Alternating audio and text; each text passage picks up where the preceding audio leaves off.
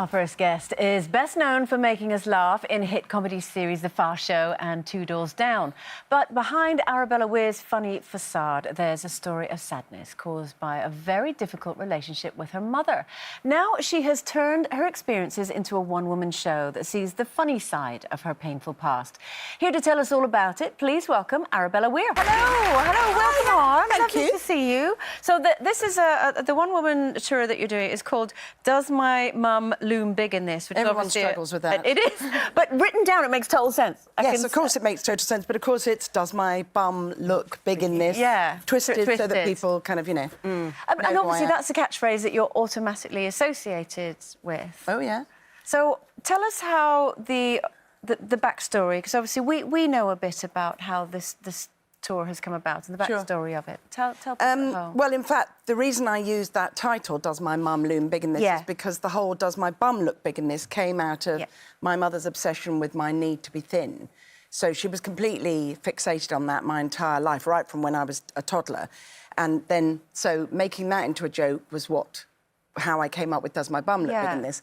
And then when I was thinking about doing... So I wrote this solo show with my co-writer John Cantor for last year's Edinburgh, where I sold out, thank you. And I was thinking, well, I want to do a solo show, but I don't know what to do it about. And then I thought, well, why don't I do it about the thing that kind of has dominated my life, which was sort of fitting in and trying to look right and stuff. So, and then, and now I am a mother, and I suppose it's not that I'm not a mother anymore, it's that I'm a mother to young adults, so, and they're away at university, so it's a whole different vibe, isn't it? It's very different. So I wrote the show. So the first half is all about my phenomenally dysfunctional relationship with my mother, and then the second half is all about me as a mother and embarrassing my children by dancing to Drake. How do you... Which I do pretty well, guys. How do you turn something which... I mean, you are laughing about it, but it's damaging to have a parent who is constantly referring to your size as some kind of meritocracy, if you like. Yeah. That's what makes Well, I wouldn't say I wasn't good. damaged,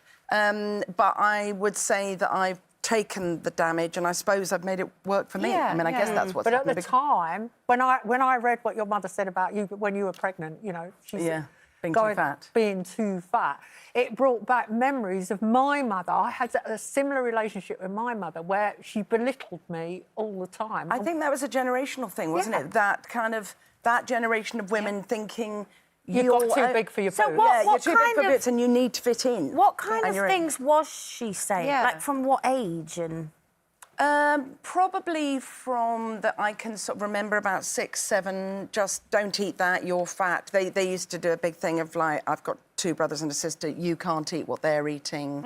And then it was all about, well, humiliating you into losing weight.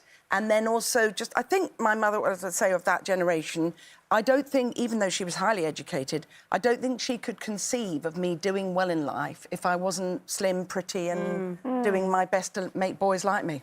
Gave that up a while ago.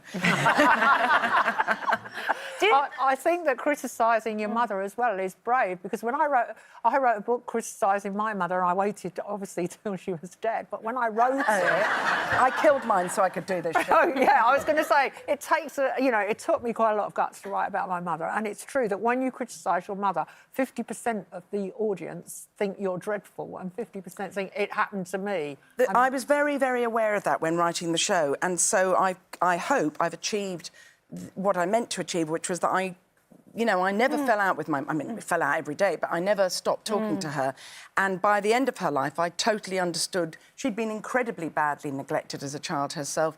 She'd had absolutely no template for how to mother in a sort of loving, supportive way. And she certainly was from the generation where if you didn't conform, then you wouldn't get a husband. And everything was, without a husband, you wouldn't get kids because of that generation. So I do, in the show, talk about the fact that she didn't have a role model. And therefore, I understand why she didn't manage to be a very good mother. How did that impact your relationship with food yourself? Well, I've had quite a complicated relationship with food. I don't think... I mean, I'm pretty relaxed now about it, as you can probably tell, but I don't think I never approached anything that was fattening without a kind of, I'm a bad person if I eat this. I mean, I think that we're still probably stuck in that for women a lot anyway. But I definitely, good people eat a Rivita and a piece of lemon every day, and bad people eat a cake and have a hot chocolate. You know, that whole... Yes, Colleen. I'm very, very bad. I'm extremely bad. But I'm sure you know, that whole association with bad and good and the quality of you as a person is so kind of true for women. But when you, with your own children, did you find yourself subconsciously doing some of these things? No, absolutely not. I did a lot of therapy before I had children, and I was absolutely determined to make sure that I did the complete opposite. And one of my mother's saving graces that I said to her, she said to me, "Don't do that with my then 2-year-old daughter." And I said, "You know what? Whatever you say, I will do the opposite."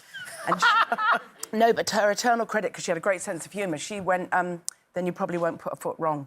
So she kind of knew, How was your relationship with your dad? Could he see what she was doing? What were my his dad was thoughts? pretty fixated on my weight as well. OK. That was they divorced, but that was one of the things they shared. So that it came I from needed both to be of thin them? and pretty. No, it was very clear. I mean, it was articulated as that. You need to be thin and pretty. Everything else will come after that, whether you become a doctor or a leading scientist, everything else is after. But you've had the last laugh, because you've had a great career. I've had a pretty good career, all based on the size of my bum. Now, are you going on tour with this, or is it going to be static in one place? No, I'm on tour all over the entire UK, from Aberdeen to Swindon, Bristol. I'm everywhere. I'm everywhere. 30 dates, if you please. Crikey. And it starts from the 21st of February till the 24th of April. Arabella's tour. Does My Mum Loom Big in this? There you go. Well done. Thank you so much, Arabella. Thank you for coming on today.